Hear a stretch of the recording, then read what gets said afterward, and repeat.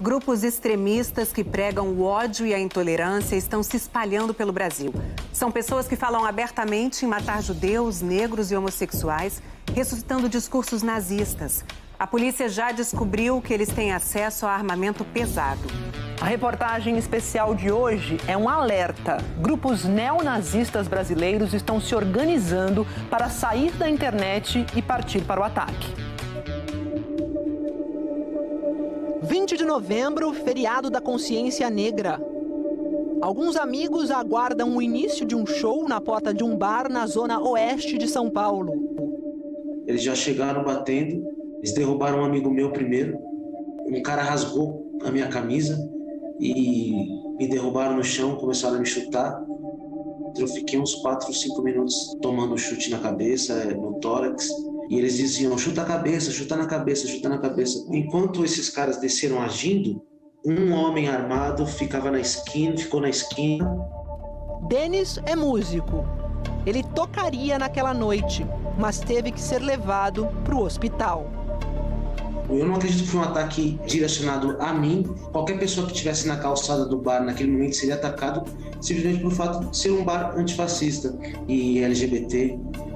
A polícia investiga se o crime tem relação com outras agressões registradas na mesma região naquela noite.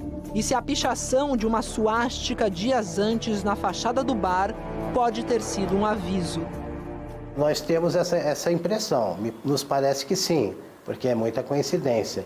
O local onde o crime ocorreu é um pub frequentado por pessoas de posições claramente antifascistas, e as pessoas foram agredidas sem motivo aparente. O crescimento do discurso de ódio no Brasil no ano passado foi destacado num relatório da Comissão de Direitos Humanos da ONU. A partir de dados fornecidos pelo governo, o estudo alerta que a ação de grupos neonazistas ou que pregam a superioridade da raça branca se aproveita da falta de leis claras contra a intolerância para continuar avançando no país. Muitas vezes, alguns operadores do direito, eles têm uma compreensão da liberdade de expressão que acaba, de certa forma, obstaculizando a punição desses crimes que claramente não se situam dentro do campo da liberdade de expressão. Esse mapa estima que existam hoje no Brasil 530 células extremistas, um universo que pode chegar a 10 mil pessoas.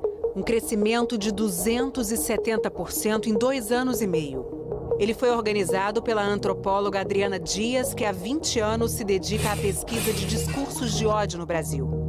Cada tipo de grupo tem o seu modo de vida e, portanto, afeta um tipo de pessoa diferente. Mas, no geral, ele tem alguns elementos parecidos, que são um ódio ao feminino e, por isso, uma masculinidade tóxica. Eles têm ódio a negros, eles têm ódio a LGBTQI+, ódio a nordestinos, ódio a imigrantes, antissemitismo, negação do Holocausto. Segundo a antropóloga, entre os diferentes grupos extremistas, os neonazistas são maioria. O Fantástico se infiltrou em redes sociais desses grupos e acompanhou as manifestações de seus integrantes. Eles postam vídeos de violência, de armas e de caçadores de comunistas. Descobrimos que eles estão espalhados pelo país. A comunidade LGBT impede toda a nação de crescer. Apenas atrasa um desenvolvimento. O certo era matar esses vermes. Tem presença hoje em praticamente todas as regiões, mas o que tem aumentado é Centro-Oeste, que a gente não via tanto, e agora tem muitos grupos já. O Rio de Janeiro e Minas Gerais cresceram muitos grupos neonazistas, e Santa Catarina, que aumentou 158% no último ano e meio. Com a internet ficou fácil para a mensagem de neonazistas brasileiros ultrapassar fronteiras. Meu chapéu da Legião Hitlerista, tamo junto, terceira posição aí, ó. Sigue raio. Isupério é brasileiro e mora nos Estados Unidos. Ele viu esse vídeo numa rede social e editou uma resposta, também em vídeo, para denunciar o que ele considerou um crime de incitação ao ódio. Canal aí, você na rua com ele aí. Eu comecei a receber várias mensagens ofensivas, vamos dizer, mas uma foi uma mensagem realmente de ódio que me chamou muita atenção, chamando de macaco, de preto, falando que ia cortar meu pescoço, e eu fiquei mais preocupado realmente. Isupério recorreu a uma rede de amigos para investigar e identificou que as ameaças partiam do cozinheiro Aristides Braga, de Novo Hamburgo, Rio Grande do Sul. É ele que aparece nesse vídeo imitando um macaco para uma menina negra. Aristides faz parte do mesmo grupo de internet de Israel Soares, o jovem do capacete. O caso foi registrado na polícia e a família de Isupério, que mora no Brasil, também passou a ser ameaçada. Eles gozam da impunidade, eles compartilharam dados pessoais meus nesse grupo, identidade, banco, esse tipo de informação, então eles continuam tranquilamente. O advogado de Israel Soares disse em nota que ele nunca participou de organização criminosa que propague apologia ao nazismo. E o advogado de Aristides Braga disse que ele não teve nenhuma participação no episódio. A polícia do Rio Grande do Sul investiga os dois. Eles alegam, né? Foi uma brincadeira, né? Eu estava exercendo o meu direito. Eu acredito que seja uma certeza da impunidade. Tanto que eles falam com a polícia de uma maneira muito tranquila, quase arrogante. Também no Rio Grande do Sul, a psicóloga Amanda Klinik estranhou quando leu uma mensagem numa rede social. Era uma pessoa que eu não conhecia, que eu não seguia e que também não me seguia. E que postou a seguinte frase assim, para mim, mensagem direta: que vergonha. Ela namora o assessor político Sérgio Júnior, conhecido como J. Júnior, que é negro. A mensagem era sobre ele. Arruma um namorado que não te faça passar vergonha. Não sei se tem alguma coisa que se salva ali. Tu é muito inocente mesmo. Ele começou a dizer que ela não deveria se relacionar com pessoas negras, porque pessoas negras exalavam, segundo ele, um cheiro típico, que pessoas negras foram historicamente afastadas de pessoas brancas, de mulheres brancas, por oferecerem perigo, que os negros não seriam um problema onde a natureza dá cabo deles, ou seja, em savanas africanas. Amanda e J. Júnior resolveram manter a troca de mensagens por horas para reunir mais provas dos ataques. O agressor é Álvaro Corbis Hauschild.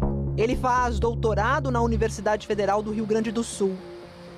A gente botou na cabeça que a gente ia fazer a justiça. A primeira atitude que eu tive foi de procurar a polícia.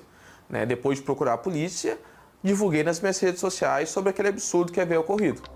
Álvaro foi indiciado por racismo e o caso dele foi encaminhado ao Ministério Público. Em nota, o advogado de Álvaro disse que ele estava tendo uma conversa privada com Amanda quando um rapaz se passou por ela, induziu a conversa para temas raciais e depois vazou trechos na internet. A nota diz que isso pode levar a interpretações diversas da intenção do autor. Ele contribuía para blogs relacionados à temática do nazismo e outras questões também de discriminação, de intolerância, de ódio. Então, ele, de certa forma, ele contribuía para disseminar essas práticas. Este professor conta que outras agressões já tinham sido registradas contra Álvaro na universidade. Ele responde a 2 processos disciplinares. A minha avaliação pessoal é que nós falhamos. A universidade falhou, o Instituto de Filosofia e Ciências Humanas falhou, o programa de pós-graduação em filosofia falhou. São manifestações misóginas no interior de um discurso extremista que não é uma opinião política, é um discurso de ódio voltado à desumanização de enormes contingentes de pessoas, desumanização que, em última instância, leva a ações violentas. As alunas tinham e têm medo. Casos como o de Álvaro restritos à internet podem parecer atitudes individuais. Mas, segundo a polícia, é uma questão de tempo para que a ameaça digital se torne um ataque físico.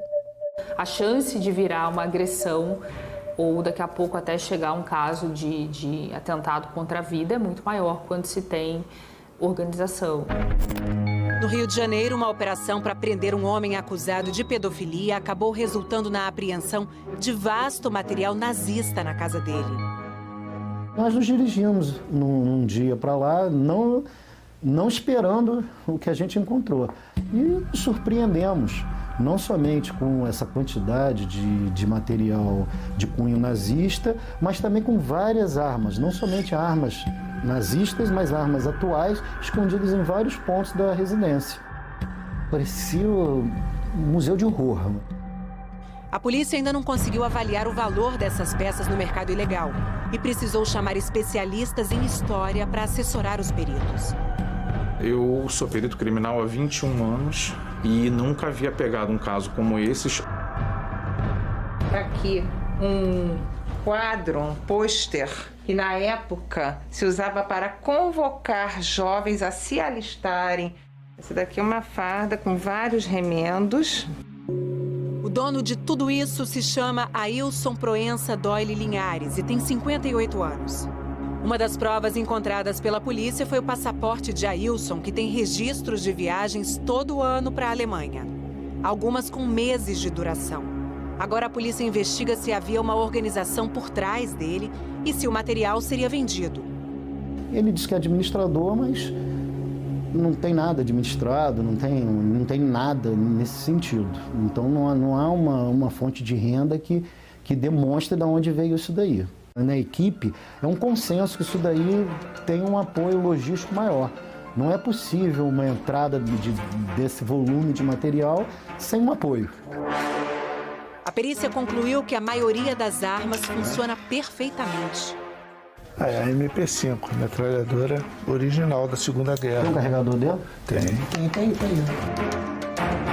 Uma das perguntas que a polícia tenta responder é justamente porque as armas tinham até munição.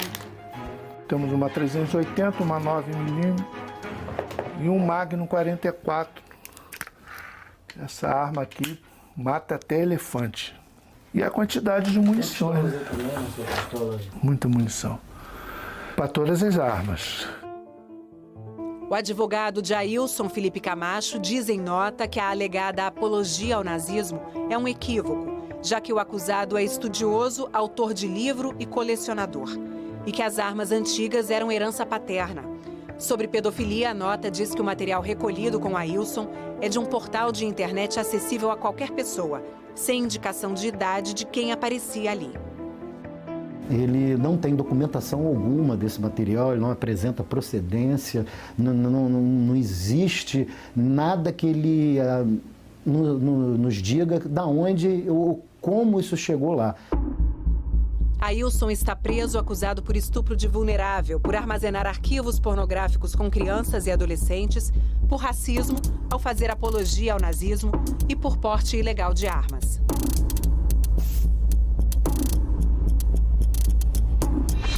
Uma outra operação da Polícia Civil e do GAECO, Grupo de Atuação Especial de Combate ao Crime Organizado do Ministério Público do Rio de Janeiro, confirmou que os grupos neonazistas estão se preparando para sair da internet e ir para as ruas. 14 pessoas de 7 estados foram denunciadas esse mês. 4 foram presas, 3 no estado do Rio e uma em São Paulo. Eles defendem a supremacia ariana, da raça branca, ódio aos judeus, ódio aos negros, morte a esses grupos e com o uso de arma de fogo, com coquetéis molotovs, com armas brancas. Falavam na forma de execução de pessoas, principalmente membros da comunidade judaica, negros e homossexuais.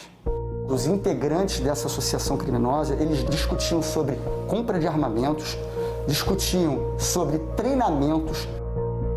Segundo a polícia, a investigação descobriu que um grupo estava realizando treinos paramilitares em uma área de floresta da zona oeste do Rio, como revela esse áudio. A gente tem treinamento no Mendanho todo final de semana. Toda sexta-feira a gente tá lá de missão, pô. Só pra aparecer, pô. Foram cumpridos 31 mandados de busca e apreensão, inclusive na casa de adolescentes recrutados pelos líderes desses grupos. A gente percebeu no dia da operação que os pais não tinham conhecimento do que seus filhos estavam compartilhando na internet.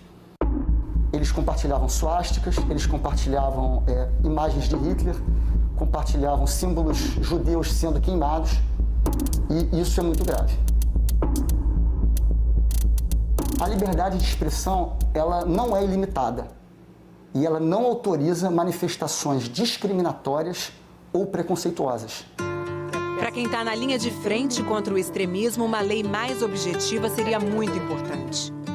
Tem casos que aparentemente está muito claro que houve sim uma situação de racismo e a lei não abarca aquela situação, porque a lei estabelece alguns verbos, algumas situações muito específicas, alguns locais muito específicos, e aí fica mais nessa questão do subjetivismo e muitas vezes a vítima ela é tão questionada que ela praticamente vai para o banco dos réus, né?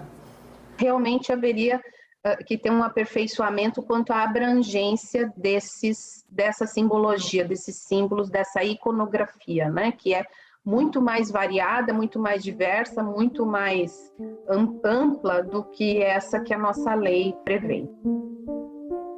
Pesquisadores alertam que quando um grupo de pessoas se organiza em torno da ideia de que é melhor do que os outros por causa da cor da pele, da religião, da região onde nasceu ou pela identidade de gênero e orientação sexual, o resultado é violência e morte. Já ocorreu várias vezes ao longo da história, como na Segunda Guerra Mundial. Para os especialistas, isso tem que ser levado a sério para que não volte a acontecer. As pessoas podem fazer tudo. Se podem fazer tudo, então amanhã todo mundo vai sair armado e vamos voltar ao século XV, que o homem vai resolver com as próprias mãos os seus problemas. E não é assim. Numa sociedade civilizada, nós temos que ter leis e limites e acionar a lei.